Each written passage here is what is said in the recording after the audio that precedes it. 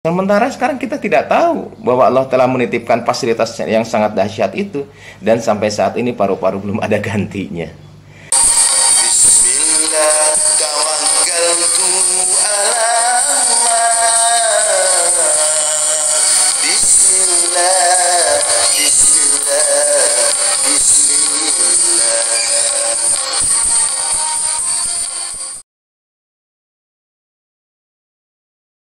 Assalamualaikum warahmatullahi wabarakatuh. Beberapa hari yang lalu saya menerima sebuah broadcast gambar lewat WhatsApp, di mana salah seorang pengusaha terkaya di Italia meninggal dunia karena kasus COVID.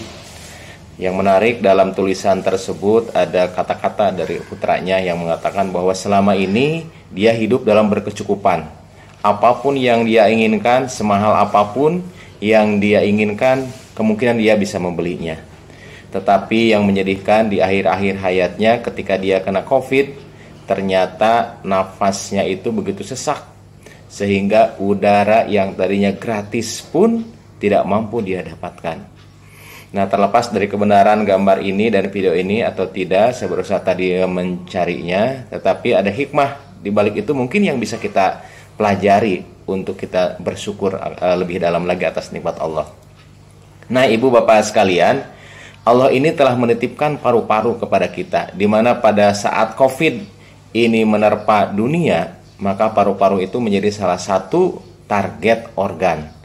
Paru-paru itu seakan-akan tenggelam di dalam air sehingga penderita merasa sesak. Nah, ini sebuah pelajaran bagi kita. Allah telah menciptakan paru-paru di dalam tubuh kita itu jauh sebelum kita lahir. Allah telah menciptakan bakal paru-paru itu pada hari ke-21 ketika kita dikandung. Dan pada saat kita lahir, dalam 10 detik paru-paru kita langsung mengembang.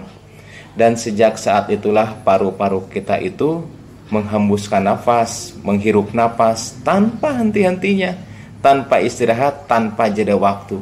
Dan hebatnya lagi, paru-paru bernapas tanpa kita sadari dan tanpa harus kita kerjakan, melalui autoregulasi yang ada di otak. Begitu karbon dioksida meningkat, maka laju nafas akan meningkat pula. Begitu olahraga, begitu kebutuhan akan oksigen meningkat, tanpa kita suruh, paru-paru tetap akan meningkatkan kinerjanya supaya kebutuhan oksigen di dalam tubuh kita itu terpenuhi. Nah, kalau kita perhatikan, Allah telah menciptakan paru-paru ini dengan sebaik-baiknya bentuk, dengan sangat-sangat sempurna. Allah menciptakan dari atas itu saluran pernapasan. Saluran pernapasan itu ternyata tidak bisa kolaps, tidak bisa kempes. Kenapa? Mereka dilindungi oleh cincin-cincin trakea. Jadi kalaupun tidur, kalaupun kita misalnya ketekan, itu sangat kecil kemungkinan napas kita itu tertutup. Karena Allah telah menciptakan cincin yang begitu kokoh sehingga saluran napas itu terbuka. Saluran napas itu masuk lagi ke dalam dada, kemudian juga bercabang menjadi 2. Sampai cabang yang paling kecil, lebih kecil saluran udara ini dari rambut. Dan tibalah saluran udara tadi ke daerah terminal akhir yang disebut dengan alveolus. Nah, di alveolus inilah terjadi pertukaran udara yang masuk ke dalam paru-paru, yang kaya akan oksigen, kemudian nitrogen, kemudian ditukar dengan hasil metabolisme yang ada di dalam tubuh, CO2 keluar. Kemudian juga di alveoli itulah oksigen akan masuk ke dalam pembuluh darah dan kita tidak akan sesak napas setelah itu. Dan ternyata di dalam tubuh kita ini Allah telah menitipkan antara 300 sampai 500 juta alveoli. Begitu banyak. Dan kita tidak tahu, dan kita tidak pernah menyadari bahwa Allah telah menitipkan sedemikian detail. Bahkan kalau kita runut saluran napas ini dari mulai trakea, kemudian bercabang menjadi bronkus, kemudian juga bercabang lagi bronkioli, bercabang lagi sampai ke bagian terkecil, ternyata kalau dijumlahkan panjangnya itu sekitar 2400 km. Bayangkan betapa dahsyatnya ciptaan Allah ini. Antara Aceh dan Lampung saja jaraknya itu sekitar 2044 km. Berarti saluran napas kita lebih panjang dari jarak antara Aceh dan Lampung. Sangat dahsyat sekali. Dan kalau kita lihat alveoli yang Allah titipkan di dalam paru-paru kita ini, kalau diluaskan permukaannya kurang lebih antara 50 sampai 145 meter persegi, suatu jumlah yang sangat luas.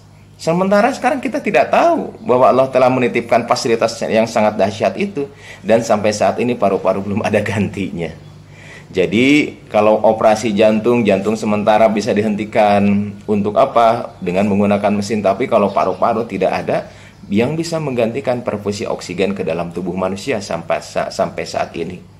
Dan Allah juga menitipkan otot-otot di dalam rangka dada kita untuk menarik napas, untuk memperluas dinding dada bagian dalam. Allah menitipkan 11 pasang musculus intercostalis interna, musculus intercostalis interna, externa. Kemudian Allah juga menitipkan diafragma untuk apa? Agar kita tuh bernapas. Dan hebatnya napas yang kita lakukan itu tanpa sepengetahuan dan tanpa sadar kita. Bisa sadar tapi jarangnya tidak sadar kita bernapas, sehingga kita tidak pernah lupakan untuk bernapas. Jadi itulah kehebatan-kehebatan Allah yang dititipkan kepada manusia. Jadi kalau kita nurunut lebih dalam lagi, memang kalau kita jumlahkan rata-rata orang dewasa bernapas itu sekitar 16 kali per menit. 16 kali napas, 16 kali napas. Kalau dijumlahkan per hari sekitar 23.000 kali kita bernapas. Suatu jumlah yang sangat besar. Bayangkan andai kata kita harus bernapas, kita harus sadar, maka sehari-hari mungkin kita hitung napas saja. Dan udara yang kita hisap rata-rata per hari itu antara 6,3 sampai 13 liter per hari. Andai kata kita jumlahkan mungkin ibaratkan galon aqua, galon air mineral itu sekitar 19 liter isinya, mungkin sehari semalam kita memerlukan antara 492 sampai 1000 galon untuk napas tuh.